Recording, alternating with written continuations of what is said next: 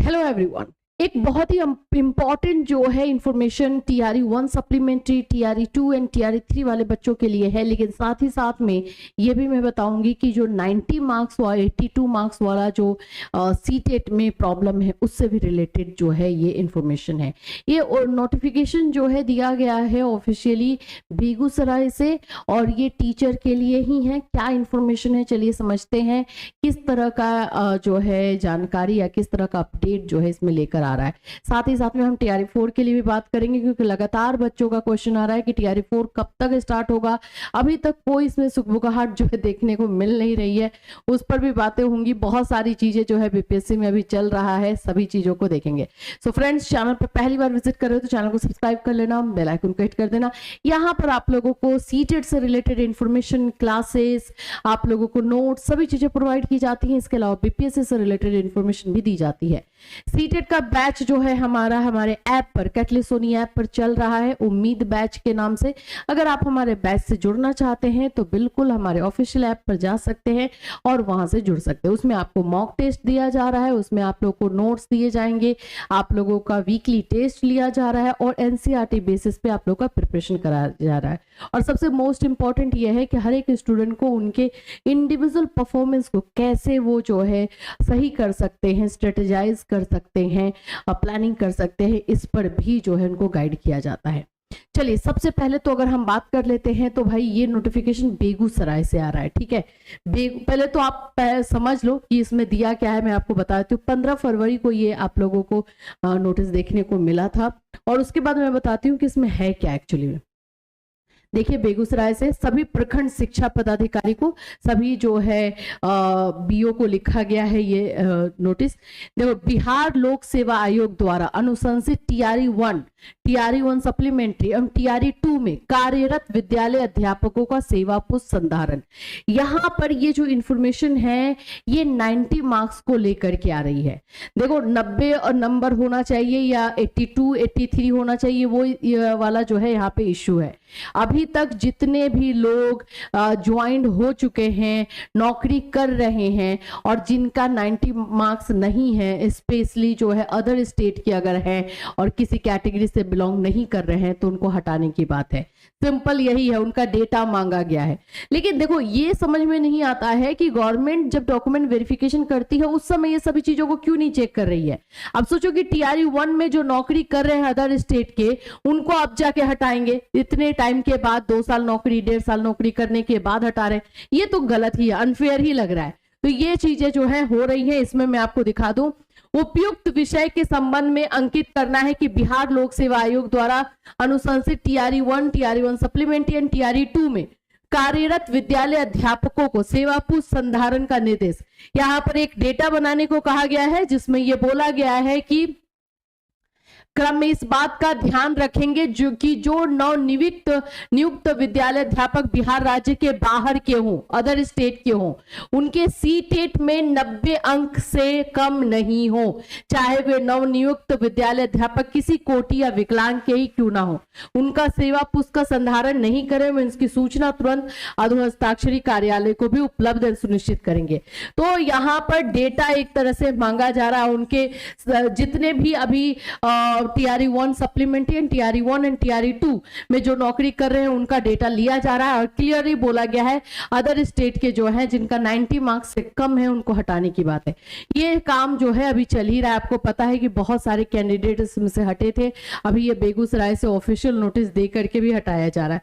देखो, ये चीजें मैं बोलूंगी कि होना तो चाहिए ही था, लेकिन ये एक टाइम पर होना चाहिए था। मतलब देखो, जब डॉक्यूमेंट वेरिफिकेशन कर रहे हो तो आप लोग क्या ही देख रहे हो, फिर ये सारी चीजें तो क्लियर ही है ना। अदर स्टेट का, चाहे वो किसी भी कैटेगरी का हो, अगर वो दूसरे स्टेट में जा रहा है तो जनरल हो जाना चाहिए। तो जनरल अगर है तो फिर उसको तो 90 मार्क्स से कम में लेना नहीं चाहिए था। स्पेशली ये प्रॉब्लम वुमेन वाले में हुआ है क्योंकि महिलाओं को छूट मिली थी और ऐसा था कि अदर स्टेट की महिलाओं को भी मिलेगा। ये TRE 1 में जो है चीजें हुई थी तो उसमें बहुत सारे लोगों की अब नौकरी जा रही है और ये जाएगी। ऐसा ही जो है नोटिस हर जगह से, हर एक जिला से जो है दिया जा रहा है। चलिए हम अपने इंफॉर्मेशन पे आते हैं। TRE 1 सप्लीमेंट्री जो NIOS DLED वाले बच्चे थे उनका डॉक्यूमेंट वेरिफिकेशन के लिए बुलाया गया, लेकिन वहां पर एक इश्यू आ गया है। उसमें इश्यू आया है आप लोगों का सैलरी स्लिप को लेकर के। वहां पर जो है सैलरी स्लिप मांग लिया गया और कुछ कैंडिडेट्स ने सैलरी स्लिप दे दी है। लेकिन देखो यहां पर एक क्वेश्चन उठ रहा है कि एनआईओ से डीएलएड जो बच्चे कर रहे थे और वो लोग कहीं भी प्राइवेट में पढ़ा रहे थे, तो हर प्राइवेट स्कूल में सैलरी स्लिप नहीं मिलता था। क्योंकि मैं बताया है उस समय मैं थी इस चीज में, मैं एज अ प्रिंसिपल वहां पे वर्क कर रही थी संजीवनी में, तो मुझे ये पता है कि उस समय जो है हम टीचर्स को कैश इन हैंड देते थे। उन लोगों का जो है हाथ में पैसा था, उनको सैलरी स्लिप नहीं बनता था। तो फिर कैसे होगा ये? फिर यहाँ पर तो प्रॉब्लम आएगा। हाँ, कुछ जगहों पर था तो जो जिनके पास मिला था उन्होंने सैलरी स्लिप दे दिया है। अब इसको लेकर के इशू आ रही है। अब इसको कैसे सॉर्ट आउट किया जाएगा, कैसे इन चीजों को देखी जाएगी, अब देखने की बात है। लेकिन ये प्रॉब्लम एनआईएस डीएलएड जो है टीआरई 1 सप्लीमेंट्री वाले बच्चों का जो डॉक्यूमेंट वेरिफिकेशन हुआ है उस दिन ये प्रॉब्लम हुआ है। बट मुझे इतना सीरियस ये लग नहीं रहा है, क्योंकि गवर्नमेंट को ये चीजें समझनी होगी कि हर जगह सैलरी स्लिप नहीं दिया जा रहा था। तो सैलरी स्लिप का होना उतना कंपलसरी अगर मैंडेटरी रखेंगे तो प्रॉब्लम होगा ही। दूसरी चीज ये है कि जो भी स्कूल थे उनका सारा डॉक्यूमेंट चेक कीजिए, जहां पे ये थे उनको ये थे या नहीं थे या गलत ये बनाया गया है, तो वो सारा चेक करना बनता है। तो ये चीजें जो है अभी टीआरई 1 सप्लीमेंट्री में आकर के एक पॉइंट पर आके फंस गई है। और टीआरई 2 वाले बच्चे जो बोल रहे हैं एनआईएस डीएलएड के हमारा कब होगा, तो देखो ये मामला भी सॉर्ट आउट हो, फिर आप लोगों पे जो है चीजें आएंगी। आप लोगों के लिए काम हो रहा है, जैसे ही इंफॉर्मेशन आएगी हम आपको बताएंगे। बात करते हैं हमारे टीआरई 4 को लेकर के। टीआरई 4 कब तक आ रहा है? टीआरई 4 देखो मामला जो है ना क्या है कि हर जगह से हर प्रॉब्लम जो है कहीं ना कहीं फंस रही है।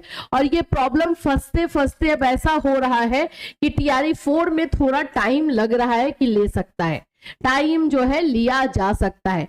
एस्टेट को लेकर लगातार मांगे तेज हैं और एस्टेट ऐसी उम्मीद है कि कंडक्ट करवाया जा सकता है, कंडक्ट करवाया जा सकता है मैं बोल रही हूं, क्योंकि गवर्नमेंट को ऐसा लग रहा है कि एस्टेट में अगर होगा तो पीजीटी में वैकेंसी जो आ रही है बच्चे उसमें ज्यादा से ज्यादा आएंगे।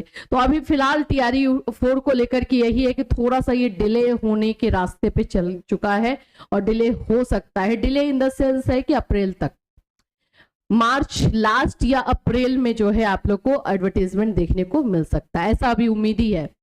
सारी चीजें एनालिसिस पे चल रही है क्योंकि प्रोसेस जो है 1 बाय 1 कहीं ना कहीं पर अटक रहा है इसकी वजह से।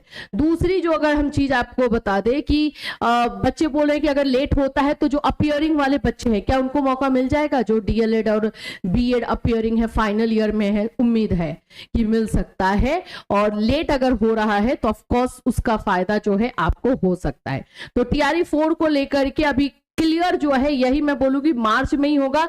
लेकिन अब मार्च में जो है लास्ट मार्च जाने की उम्मीद आ रही है। ये हो सकता है कि लास्ट मार्च तक जो है इसका एडवर्टाइजमेंट देखने को मिले। यही चीजें हैं अभी। इससे रिलेटेड जैसे जैसे जो भी अपडेट होगा हम आपको बताते चलेंगे। सीटेट का क्लास हमारा चल रहा है 5 बजे live class, Monday to Saturday हमारे इसी चैनल पर होता है, तो हमारे साथ बिल्कुल आप जुड़ सकते हैं। फिर मिलूंगी, till then take care everyone.